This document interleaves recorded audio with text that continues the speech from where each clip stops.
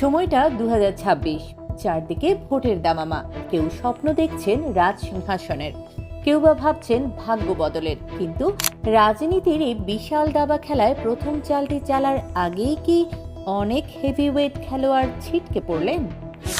300 আসনের বিপরীতে 2500-এরও বেশি প্রার্থী যখন জয়ের মালা পড়তে মুখিয়েছিলেন, ঠিক তখনই এলো নির্বাচন কমিশনের সেই অমোঘ আদেশ। শুক্রবার যেন এক ঝড়ের রাত ছিল অনেক প্রার্থীর জন্য।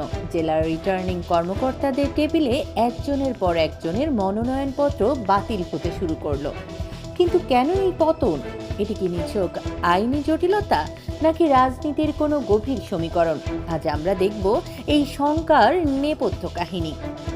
মনোনয়নপত্র যাচাই বাছাইয়ে এই লড়াইয়ে দলগতভাবে সবচেয়ে বড় ধাক্কাটি খেয়েছে জামায়াতে ইসলামী। বিশেষ করে কক্সবাজারের হেভিওয়েট প্রার্থী HM হামিদুর রহমান আজাদের মনোনয়ন বাতিল হওয়াটা সবাইকে চমকে দিয়েছে। 2008 সালে এই আসন থেকে নির্বাচিত হওয়া আজাদের মনোনয়ন বাতিলের কারণ হিসেবে বলা হচ্ছে পুরনো মামলার জটিলতা। তবে হামিদুর রহমান আজাদের কণ্ঠে ঝরে পড়েছে আক্ষেপ। তিনি দাবি করেছেন, রাজনৈতিক উদ্দেশ্য প্রণোদিত একটি মামলার নথিপত্র না থাকায় এই সিদ্ধান্ত নেওয়া হয়েছে। তিনি আশা করছেন আপিলেই তার প্রার্থিতা ফিরে পাবেন।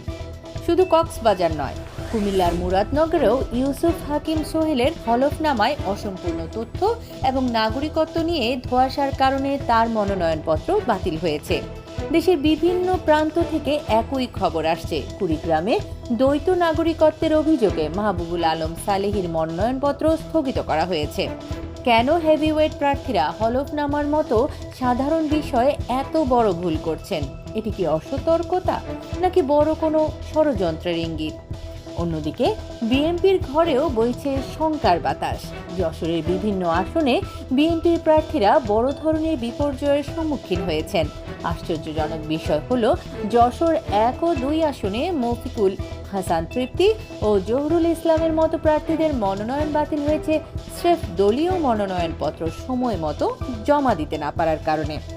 যশোর 4 আসনে TS আইয়ুবের মনোনয়ন বাতিল হয়েছে ব্যাংক ঋণ খেলাপির কারণে।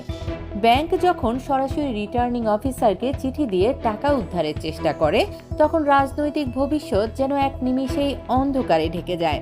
সাধারণ মানুষের মনে এখন প্রশ্ন জাগছে, প্রার্থী হওয়ার আগে যারা নিজেদের ঘরের নথিপত্র সামলাতে পারেন না, তারা কি করে দেশের হাল ধরবেন?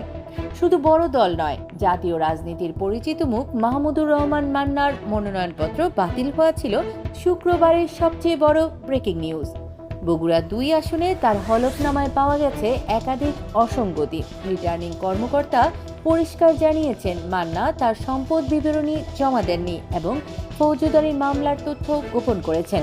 এমনকি স্বাক্ষরের তারিখ নিয়েও পাওয়া গেছে গরমিল।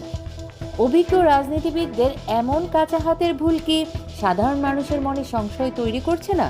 সোশ্যাল মিডিয়ায় নেটিজেনদের মন্তব্য বিশ্লেষণ করলে দেখা যায়, কেউ কেউ বিষয়টিকে দেখছেন প্রশাসনের কঠোর অবস্থান হিসেবে, আবার কেউ বা মনে করছেন এটি একটি লেভেল প্লেয়িং ফিল্ড তৈরির অংশ।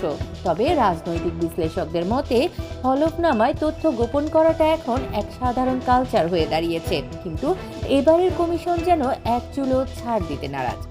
সাধারণ মানুষ প্রশ্ন তুলছেন, আমরা কি কেবল তাদেরই ভোট দেওয়ার অপশন পাবো যারা নিয়ম ভাঙায় পারদর্শী?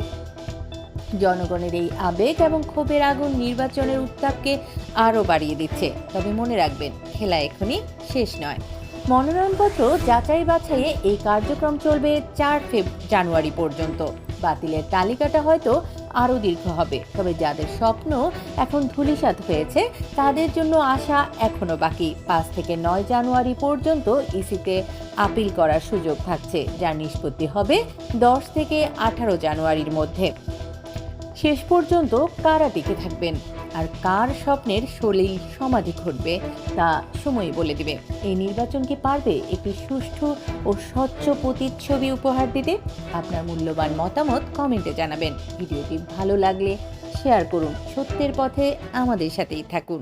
এতক্ষণ দেখছিলেন আমাদের নিউজ চ্যানেল বাংলা ভয়েস। প্রতিদিন দেশের সকল আলোচিত নিউজ শুনতে চাইলে সাবস্ক্রাইব করুন আমাদের চ্যানেল, সেই সাথে অন করে রাখুন বেল আইকন।